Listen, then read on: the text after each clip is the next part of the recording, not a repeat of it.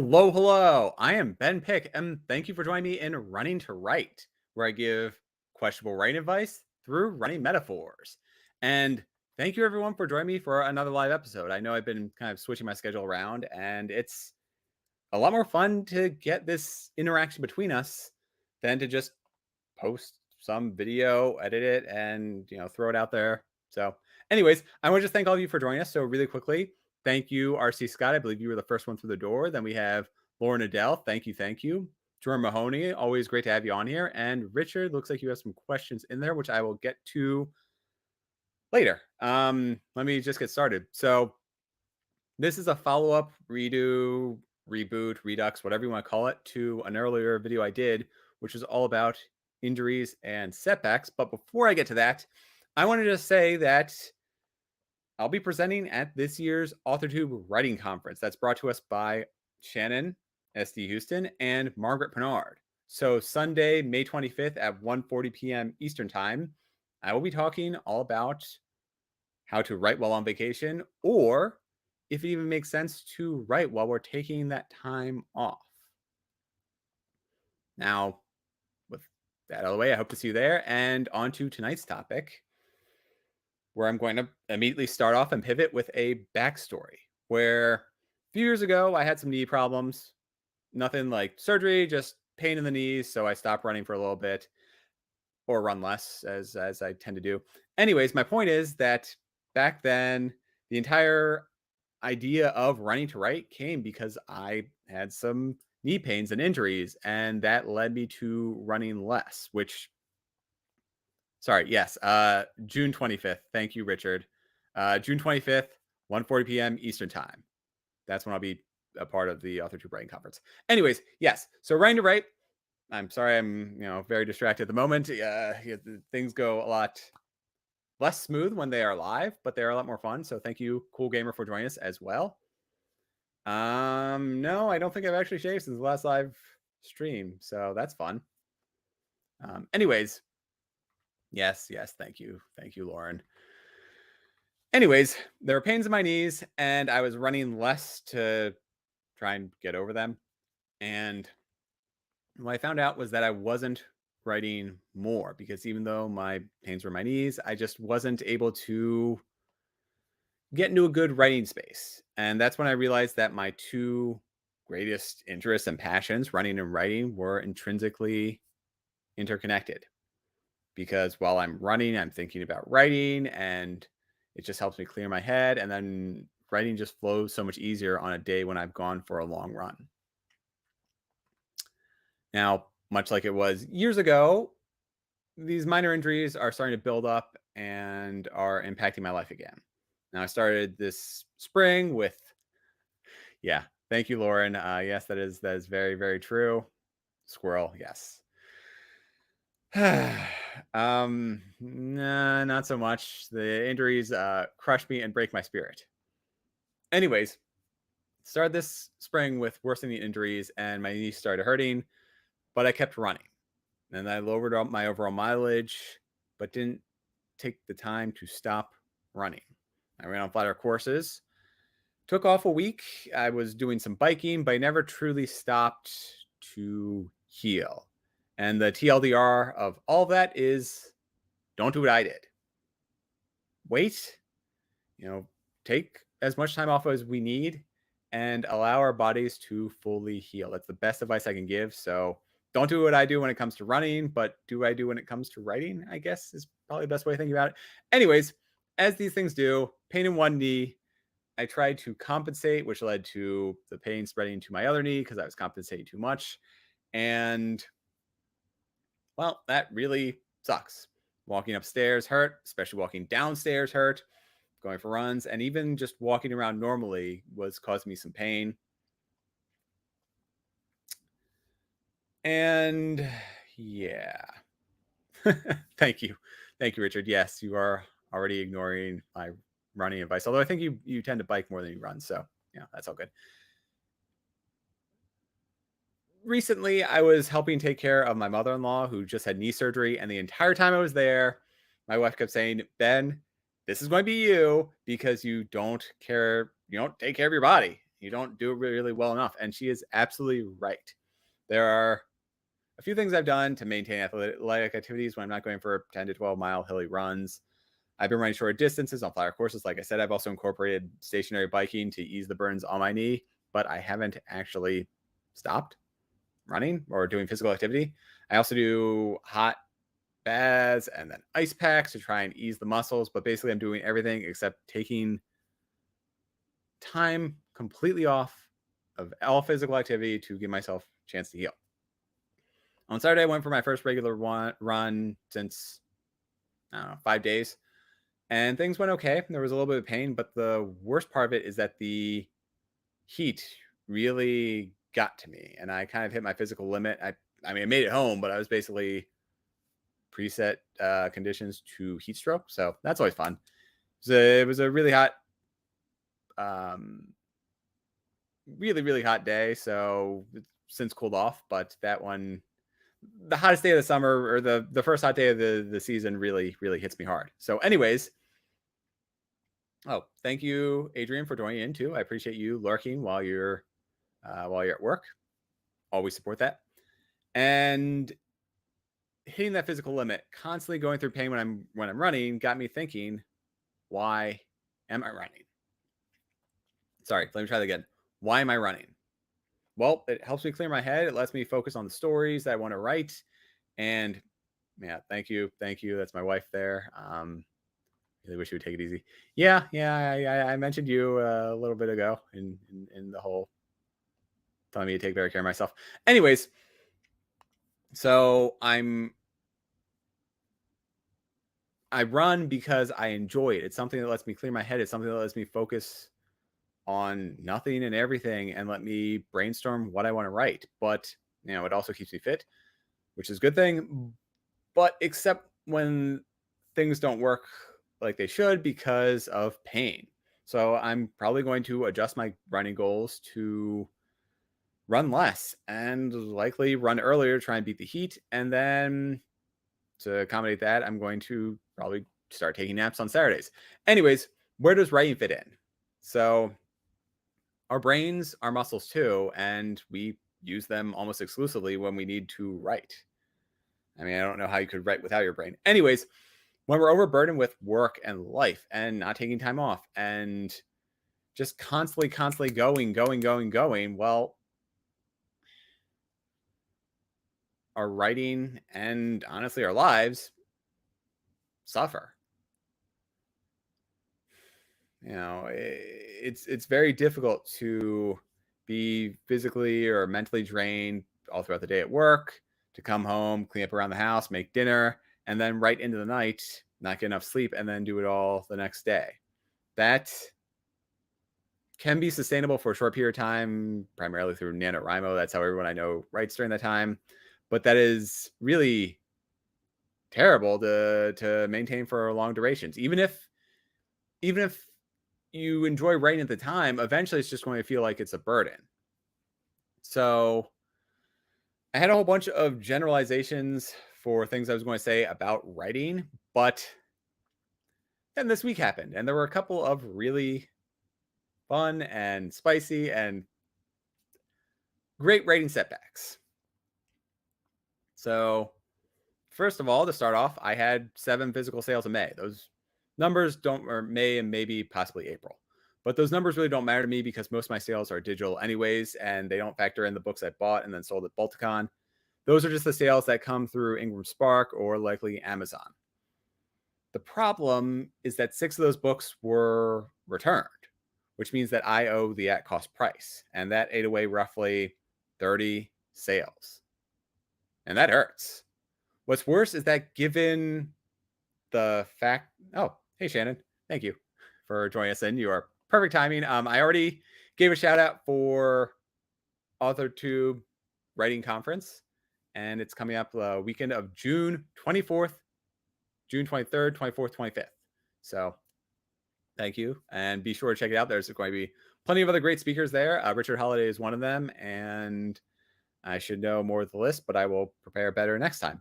Anyways, what I'm trying to say is that because those 6 were returned, it was likely a book distributor instead of 6 individual readers all returning them at the same time. The second instance I wouldn't care about. I wouldn't care if 6 different readers said, "Hey, following through isn't for me. I don't like this, so I'm just going to go ahead and return the book." That's fine. I know following through isn't for everyone, and if you DNF it, do not finish it and then return it. More power to you. I do, however, get annoyed if it happens to be a distributor trying to make a buck fails, and then I need to bear that burden. Now, returning 6 books won't break the bank by any means, but is certainly a setback. I also checked my reviews, and there wasn't a sudden increase of 1 stars or bad reviews, which is primarily what I'm basing my assumptions on here. And that was some distributor who got the books through Ingram Spark or wherever, because weirdly enough, Ingram Spark isn't showing me any data. So I can see the books that were purchased. I can't see when. I can't see any history data. So either something is going on with Ingram Spark, or I need to try and figure out what's going on there. Also, I've been compulsively checking, like I said, Ingram Spark to look for any additional information, and none of it is available. All I can see is that I sold 1 expanding cracks and 6 falling throughs were returned last month.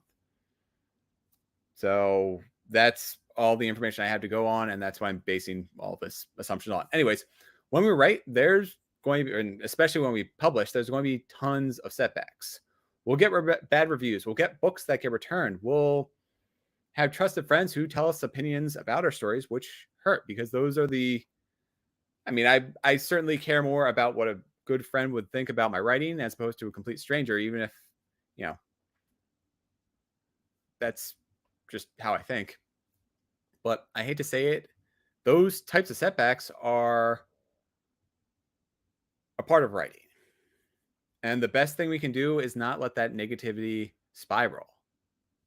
After a bad review and an exhausting day of work, I had trouble pushing through to want to write on that particular night. So I got a bad review, I read it, and I didn't really feel like writing that night. But then I felt guilty because I didn't write that night, and I didn't end up writing the next day. And so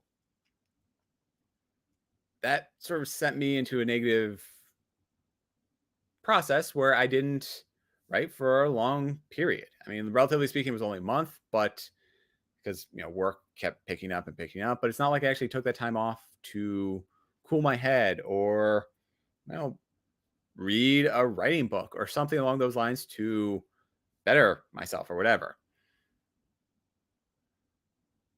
The thing is that if we do step away from our writing, that's perfectly fine. If putting the words on the page don't give us the same enjoyment, take the time off, figure out what's going on, figure out why we aren't getting the same amount of enjoyment that we normally would from something that we thoroughly love. And yeah, that's that's perfectly fine. Take the time off, do what we need to do to figure out where we are in our headspace and get back to a point where writing is fun. But do more than what I did, because I just took the time off. I was probably sitting around playing video games. I don't particularly remember, but let's just assume at this point that I kind of wasted that time. Oh, hey, thank you for joining us, Nicole. The Blind Mage, awesome to have you here. Anyways, whether it's a bad review or a DNF or an editor saying, what the hell is this trash, just brush it off. Either improve the current book, the current work in progress, whatever it is, or strive to do better the next time. Those are really the only 2 good options that we have. I guess forget about it and, work on whatever they're commenting on, even if it's published or not, and then work to improve ourselves for the next time. So that's the best way I can think about doing it. And this is really important. So analyze what the comments mean and what the person is intending, because we can address the wrong problems. And the last thing we want to do or should do to change ourselves, the last thing we should do is change ourselves to meet what someone else thinks. So I have received certain feedback, and I completely agree with it. There are parts of my story that people wouldn't necessarily understand or get or have that experience to know what specific things mean. And yeah, I could change it. I could explicitly spell out what I'm trying to hint at, or I could just, let go and let people who have those similar experiences recognize what those signals mean and just carry on. So that's usually what I do. I mean, I do if the comments make sense, if I understand what's going on. Um, I try to take into account what people are telling me and not completely disregard it, but I'm not afraid to disregard certain comments if I feel like they don't make sense or if I'm going for some very, very specific thing. And, if people get it, they get it. If they don't, they don't. And that's fine. But I don't necessarily want to change what's in the story to appease everyone's sentiments. That's, just my 2 cents. And then I'm going to end tonight with a fun anecdote about a setback story, which wasn't really a setback. So Sunday mornings, I wake up, I have my routines where I go walk my dog, I have my 5 gallon jug and a trash picker upper. And I just go out there for an extra long walk. I pick up usually, 10 gallons of trash because there's a whole bunch of mess because it's, the day after a Saturday. Anyways, yeah, I live near a lot of, well, whatever. Then I make my breakfast because it's Sunday. It's very unhealthy. It's usually pancakes with extra syrup, and this time I threw in bananas and chocolate chips. Really, really disgustingly unhealthy, but it was delicious and pure sugar. Then I go through and I'll watch YouTube channels. I'll catch up on all my YouTube shows. Watch you guys who have your various videos out there. That's about an hour and a half from the walk to the breakfast and then to YouTube to shower to do whatever and really wake up. Anyways, I got a message when I first woke up on Sunday, which was only a thumbnail of Amy Rosenfeld's latest video. The video is called The Sagging Third Act.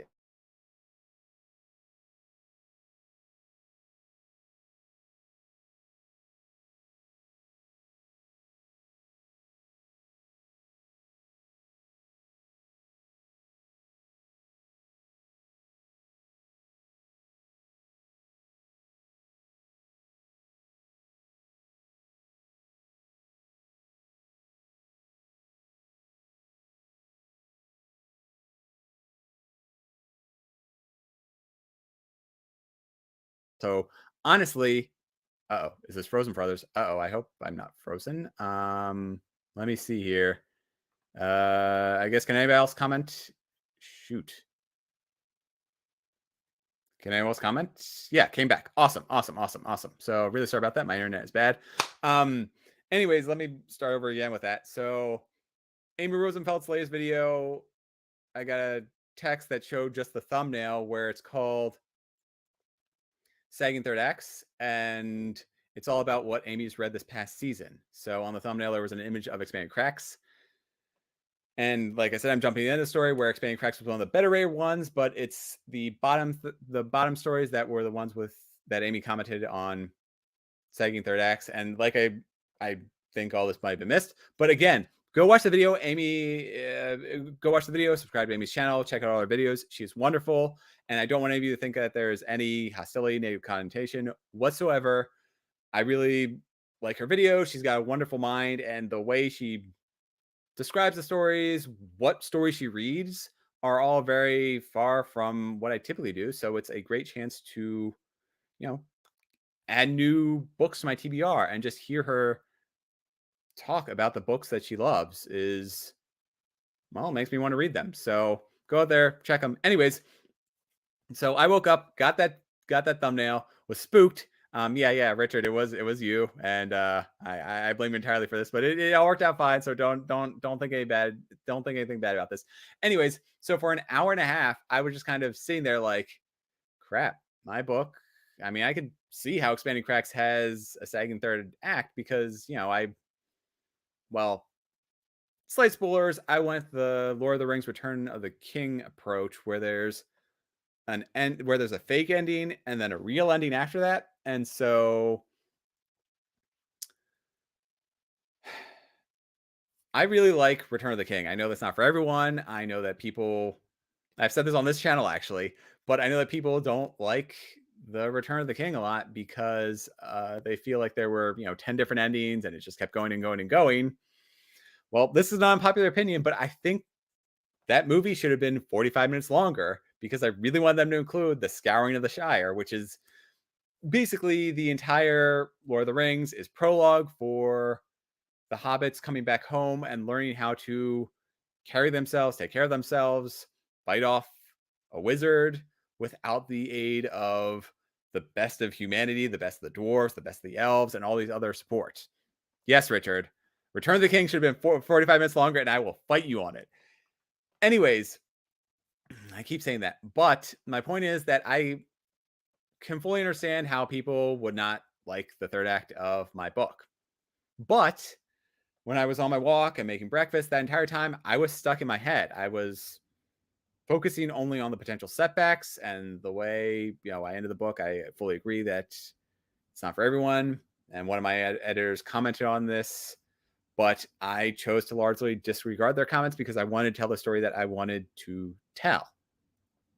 And I also have a reader who basically said the same thing. But all that is irrelevant because in this situation, my greatest setback was being stuck in my own head.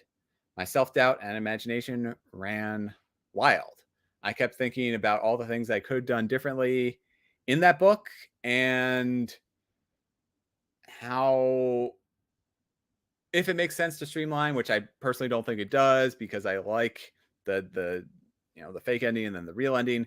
But yeah, Richard, this is you too. But again, I fully understand why you don't like the story. The problem was that I was stuck in my head during that hour and a half period of the Sunday, and so all of that negativity was just sort of focused in on myself and focused on my stories. So we're going to have all kinds of different setbacks as writers, but the worst setbacks are the ones that we create for ourselves. So when we start thinking about our writing and ourselves and we start doubting everything about it, sure, we want to strive to be better, but more importantly, don't give in to our internal monologues and hesitancies.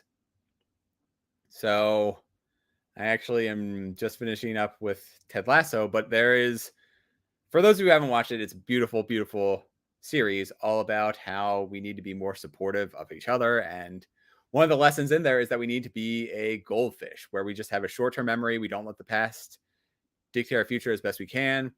And we learn from our mistakes, but we don't let them hold us down. And so, yeah, that's really all I can say is that a lot of our setbacks are just in our head, and that the best way to move forward is to just be okay with who we are, be okay with what we've written, and be okay with everything around us and how we interact with people and how we convey and portray ourselves to others. So I guess the best tip for tonight is don't let our setbacks keep us stuck in our own heads. Yep. Just keep swimming. Thank you, Lauren. Yeah, and thank you again, all of you, for being here. And yes, yeah, this is my wife who forced me to watch Ted Lasso.